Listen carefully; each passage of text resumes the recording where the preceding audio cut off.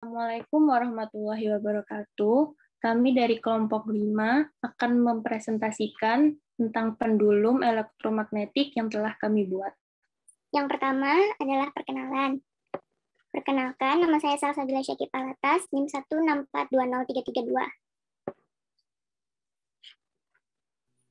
Perkenalkan, saya Muhammad Afal Laura, 16420322. Perkenalkan, nama saya Fidel Khairana, NIM 164203327. Perkenalkan, nama saya Muhammad Fadil Anas, NIM 164203337. Perkenalkan, nama saya Pandu Adinata Putra Sanjaya, NIM 16420342. Perkenalkan, nama saya Akmalina Nazmi Maulana, NIM 164203347. Perkenalkan, nama saya Fidel Yasti, NIM 164200352. Perkenalkan, nama saya Rita Andri Fernando, NIM 164200357. Perkenalkan, nama saya Dani Faira Hitongan, NIM 1642036. Perkenalkan, nama saya Johanis Aprajitudi Oliveira, NIM 164200367. Baik, untuk selanjutnya saya yang akan memandu presentasi. Untuk bab selanjutnya kita akan masuk ke bab teori. Oke, terima kasih Mbak Adis. Kali ini saya akan jelaskan induksi elektromagnetik yang merupakan cikal bakal dari teori ini. Nah, induksi elektromagnetik itu adalah suatu kejadian yang terjadi akibat adanya GGL, yaitu gaya gerak listrik, pada sebuah kawat yang menyebabkan terjadinya perubahan flux magnetik. Flux magnetik ini yang berubah-ubah ini akan menyebabkan arus listrik. Nah, Michael Faraday dan Maxwell pada tahun 1831 itu menemukan hubungan antara medan magnet dan medan listrik yang dikenal sebagai hukum induksi Faraday.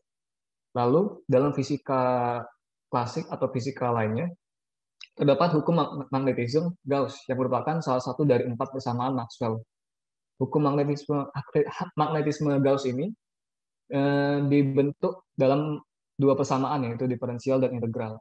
Persamaan dari dua persamaan ini terbentuklah persamaan Maxwell yang menerangkan hubungan medan listrik dan medan magnetik dan sumbernya, seperti pada slide. Lalu dilanjutkan lagi dengan hukum induksi Faraday atau yang lebih populer dengan hukum Faraday dalam kelistrikan. Itu seperti dalam slide di mana N itu adalah jumlah lilitan, B medan magnet, lalu A itu luas suatu kumparan, cos theta itu sudut antara medan magnet dan garis normal, dan delta T adalah satuan waktu. Next. Medan magnet solenoida. Seperti yang kita ketahui, solenoida itu adalah penghantar melingkar yang dibentuk dari suatu kumparan yang panjang. Apabila solenoida ini dialiri arus listrik, maka medan magnet akan terbentuk. Solenoida ini besarnya dipengaruhi, medan magnetnya dipengaruhi oleh kuat arus dan jumlah lilitan atau kumparan. Lalu, dengan memperhatikan bentuk solenoida itu, kita bisa menerapkan penjumlahan integral dan akan mendapatkan persamaan ideal dari solenoida itu. B sama dengan mu O kali arus kali N. Lalu torsi. Dalam fisika klasik, kita ketahui bahwa torsi itu adalah hasil kali antara gaya dan jari-jari lengan secara tegak lurus. Nah, sedangkan pada fisika kelistrikan atau listrik elektrodinamik itu seperti pada slide, di mana tau sama dengan N kali I kali A kali B kali sin theta. Di mana N itu jumlah lilitan, I arus, A itu luas kumparan atau luas bidang, dan B itu adalah medan magnet. Sedangkan sin theta itu adalah sudut antara medan magnet dan garis normal. Selanjutnya. Nah, pendulum elektromagnetik. Seperti kita ketahui bahwa pendulum itu bekerja dengan prinsip osilasi harmonik sederhana. Sedangkan pendulum elektromagnetik itu dia akan bekerja dengan prinsip elektromagnetik yang jelas, dengan osilasi akibat gaya magnetik dari batang besi yang dililit dengan tembaga dan dialiri arus listrik.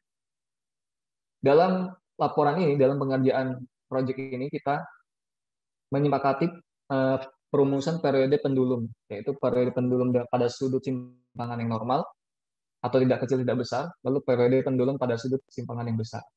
Periode pendulum yang secara universal dalam fisika klasik itu berlaku osilasi harmonik sederhana atau OHS.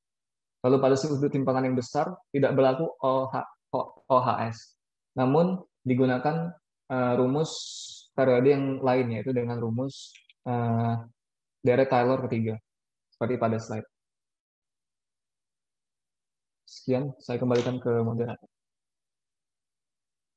Baik, terima kasih untuk Rifki karena telah menjelaskan teori dasar dengan sangat jelas. Selanjutnya, kita akan masuk ke bab selanjutnya, yaitu bab desain dan analisis.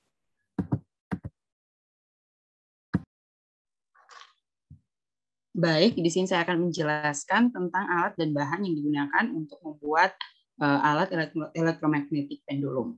Yang pertama adalah alat yang kami gunakan ada solder, palu, busur, dan gunting. Kemudian bahan yang kami gunakan yang pertama ada kayu, kemudian magnet neodymium, kapasitor 16 volt 2200 mikrofarad, kapasitor 16 volt 3300 mikrofarad, plat tembaga, baterai, kawat, saklar kecil, paku, kabel listrik, capit buaya, timah, dan tali. Ada rincian anggaran. Dalam membuat alat ini, kelompok kami terutama berusaha untuk menggunakan alat dan bahan yang mudah untuk ditemukan di lingkungan sekitar, khususnya di rumah, dan terutama berusaha untuk menggunakan bahan-bahan yang ekonomis secara biaya. Di sini ditampilkan rincian alat dan bahan serta harga dari alat dan bahan yang kami gunakan dengan total anggaran sebesar Rp83.000. Berikut ditampilkan juga gambar desain final dari rangkaian alat yang kami buat. Terima kasih Johan karena telah menjelaskan tentang alat dan bahan dengan sangat baik. Selanjutnya saya akan melanjutkannya dengan menjelaskan cara kerja dari alat pendulum elektromagnetik kami. Jadi di sini kami mengambil konsep magnet yang menjadi pendulumnya. Cara kerjanya yang pertama adalah magnet digantungkan kepada pendulum, sedangkan kumparan kawat tembaga dihubungkan dengan aliran arus listrik yang berasal dari baterai. Nah, ketika terjadi aliran arus listrik pada kumparan kawat, maka terjadilah gaya magnet. Hal ini yang dapat mengakibatkan pendulum berosilasi. Dan gambar-gambar di samping adalah animasi untuk memperjelas penjelasan tentang bagaimana arus listrik itu merambat. Selanjutnya saya akan menjelaskan tentang prosedur percobaan. Ada dua bagian. Yang pertama tentang pengambilan data. Nah, dalam pengambilan data ini kami melakukan 3 variasi, yaitu variasi pada tegangan baterai, variasi pada jumlah magnet, dan variasi pada jumlah lilitan solenoida.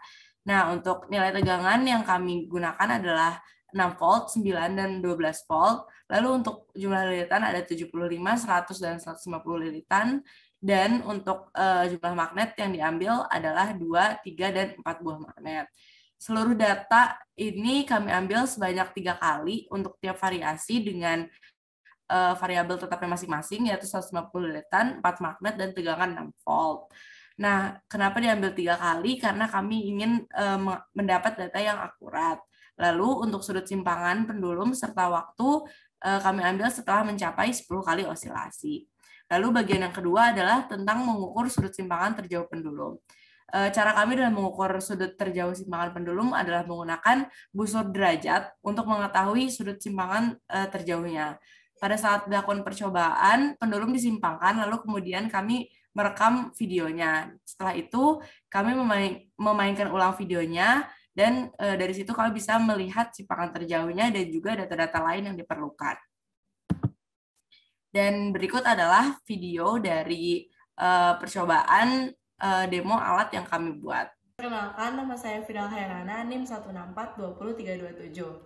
Saya Marina Nazmi Maulana, NIM 164-20347. Di video ini kami akan melakukan praktik dari cara kerja pendulum elektromagnetik yang telah kami buat, beserta 3 variasi yang sudah ditentukan. Variasi yang pertama itu adalah variasi jumlah lilitan pada solenoida yang terdapat pada pendulum elektromagnet. Yang kedua adalah variasi pada jumlah magnet yang ditempatkan pada pendulum, dan yang terakhir adalah variasi nilai tegangan yang dipasangkan pada pendulum elektromagnet.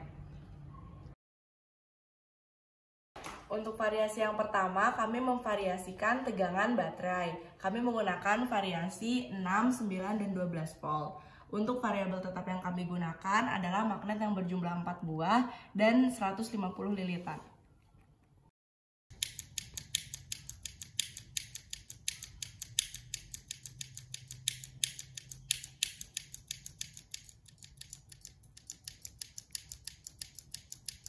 Udah deh, belum lemah.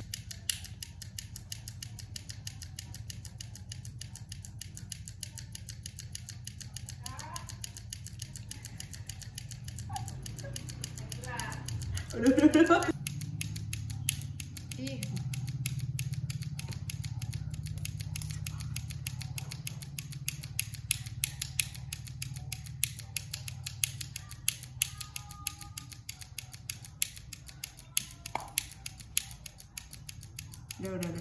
Untuk variasi yang kedua adalah variasi jumlah magnet. Dengan jumlah magnet yang pertama adalah 2 magnet, kemudian 3 magnet, dan yang terakhir adalah 4 magnet. Dengan variabel tetap yaitu baterai 6 volt dan juga jumlah lilitan 150 lilitan.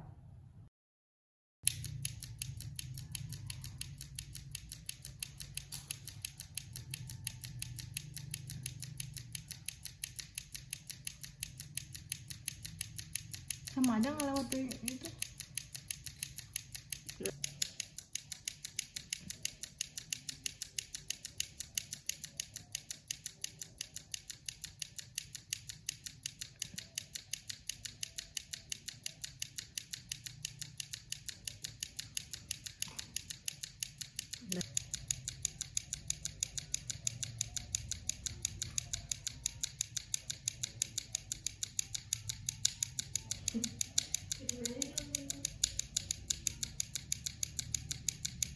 Ini variasi apa aja emang, Riko? Udah. Untuk variasi yang ketiga, kami menggunakan variasi pada jumlah lilitan pada kumparan. Variasi yang kami gunakan adalah 75, 100, dan 150 lilitan. Untuk variabel tetap yang digunakan adalah baterai sebesar 6 volt dan jumlah magnet yang berjumlah 4 buah.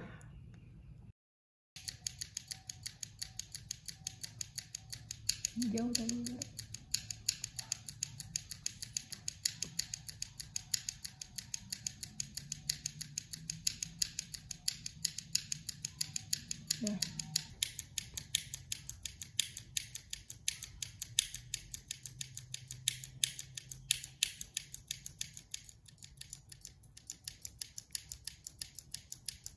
Udah. Lemah.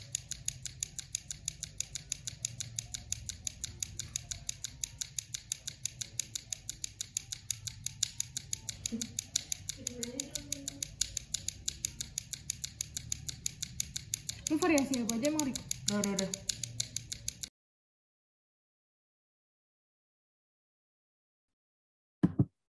Baiklah, begitu adalah video dari percobaan kami. Selanjutnya bisa dilanjutkan ke data berdasarkan teori.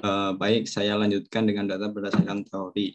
Untuk menghitung periode teoritis, mula-mula kami menggunakan persamaan T sama dengan 2pi akar L per G dengan T sama dengan T0.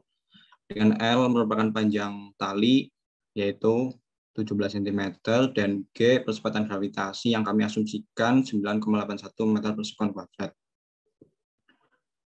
Kenapa kami menggunakan persamaan tersebut? Karena pada percobaannya kami menggunakan tali untuk menggantung magnetnya, sehingga persamaannya sama seperti persamaan bandul matematis.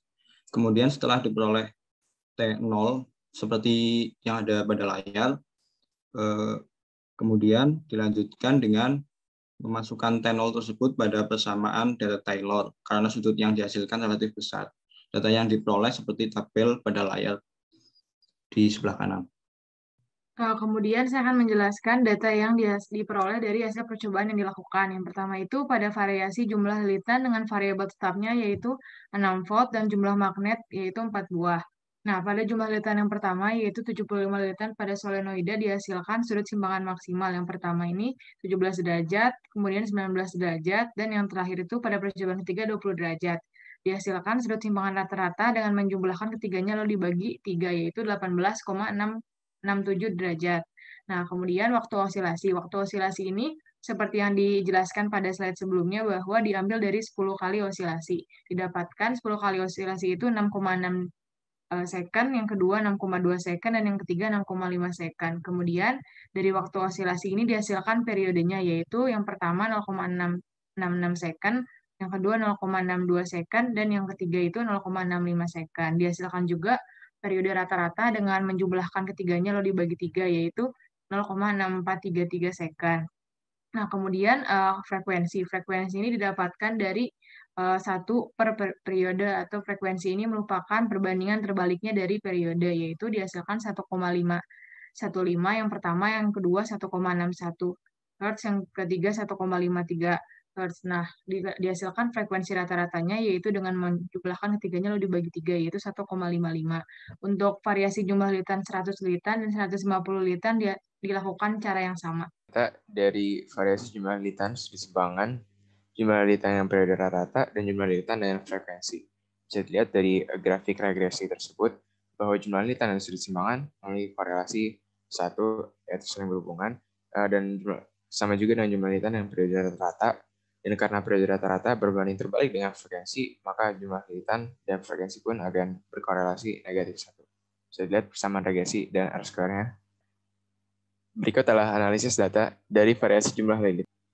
Kemudian data yang kami peroleh untuk variasi yang kedua yaitu variasi nilai tegangan.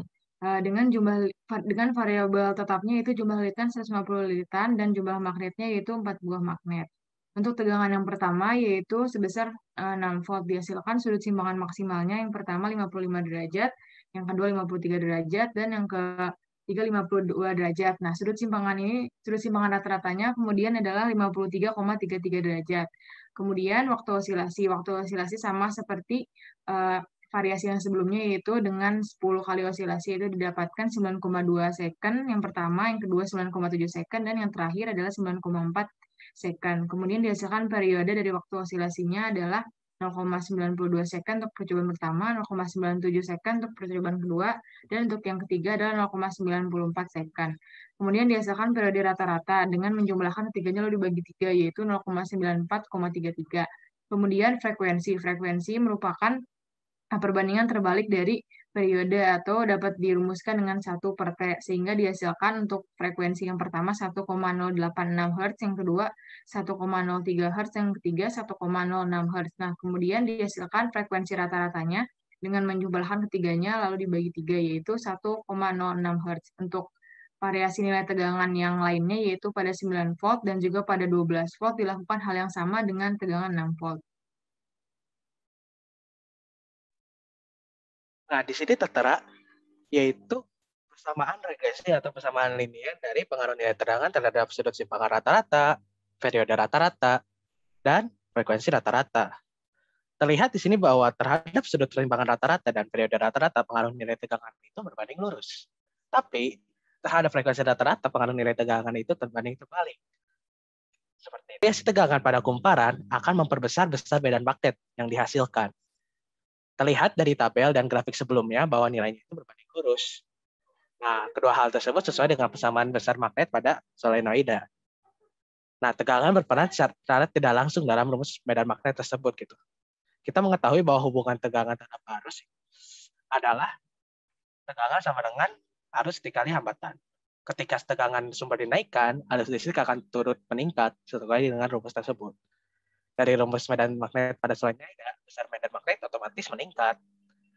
Nah, tapi berbeda halnya dengan perbandingan antara variasi nilai tegangan terhadap frekuensi. Frekuensi dari awalnya juga sudah berbanding terbalik dengan periode. Jadi apabila variasi tegangan berbanding lurus dengan periode, maka secara otomatis variasi nilai tegangan akan berbanding terbalik terhadap frekuensi. Yang terakhir adalah data yang kami peroleh pada variasi jumlah magnet dengan variabel tetapnya yaitu nilai tegangan sebesar 6 volt dan juga jumlah lilitan sebanyak 150 lilitan pada solenoida. Yang pertama ini pada variasi jumlah magnet 2 magnet dihasilkan sudut simpangan maksimalnya yang pertama itu 40 derajat, untuk yang kedua 40 derajat juga, dan yang ketiga juga 40 derajat, sehingga dihasilkan sudut simpangan rata-ratanya 40 derajat. Sama seperti yang sebelumnya, menghasilkan sudut simpangan rata-rata ini dengan menjumlahkan ketiganya lalu dibagi 3. Kemudian waktu osilasi, ini juga sama seperti sebelum-sebelumnya, yaitu waktu osilasi ini dihasilkan dari 10 kali osilasi, yaitu untuk yang pertama ada 8,6 second, yang kedua 8,9 second, dan yang terakhir 8,5 second. Kemudian untuk periode ini dihasilkan dari waktu osilasi, yaitu 0,86 second yang pertama, yang kedua 0,89 second, dan yang terakhir adalah 0,85 second. Untuk periode rata-rata dihasilkan dengan cara menjumlahkan ketiganya lalu dibagi menjadi 3, sehingga hasilnya adalah 0,8667 second. Kemudian untuk mencari frekuensi, sama seperti sebelum-sebelumnya, frekuensi merupakan perbandingan terbalik dari periode atau dirumuskan dengan 1 per T, sehingga dihasilkan pada percobaan pertama 1,16 Hz, yang kedua 1,12 Hz, dan yang ketiga 1,02. Hz. Nah, untuk frekuensi rata-ratanya juga sama, yaitu dengan menjumlahkan ketiganya lalu dibagi menjadi 3, sehingga hasilnya adalah 1,15 Hz. Nah, untuk variasi jumlah magnet yang lainnya, yaitu untuk 3 buah magnet dan untuk 4 buah magnet, dilakukan hal yang sama seperti percobaan yang sebelumnya. Layar terlihat 3 buah grafik yang masing-masing menunjukkan pengaruh jumlah magnet terhadap sudut simpangan maksimal, periode osilasi, dan juga frekuensi. Berikutlah perbandingan data dari data hasil perhitungan teoritis dan data dari hasil percobaan. Analisis data keseluruhan. Pada eksperimen ini, data yang diperoleh pada perhitungan teoritis menghasilkan hasil galat sekitar 8,816%. Berdasarkan percobaan tentang elektromagnetik pendulum didapatkan kesimpulan. Yang pertama, penambahan nilai tegangan pada rangkaian akan meningkatkan sudut simpangan maksimum, nilai torsi dan periode osilasi pada pendulum, serta menurunkan frekuensi osilasi pada pendulum. Poin yang kedua, penambahan jumlah lilitan pada solenoida pada rangkaian akan meningkatkan sudut simpangan maksimum, nilai torsi dan periode osilasi pada pendulum, serta menurunkan frekuensi osilasi pada pendulum. Dan yang terakhir, penambahan jumlah magnet pada pendulum akan meningkatkan sudut simpangan maksimum, nilai torsi dan periode osilasi pada pendulum, serta menurunkan frekuensi osilasi pada pendulum. Cukup sekian presentasi yang bisa kami sampaikan. Terima kasih atas perhatian dan waktunya. Kurang lebih mohon maaf. Wassalamualaikum warahmatullahi wabarakatuh.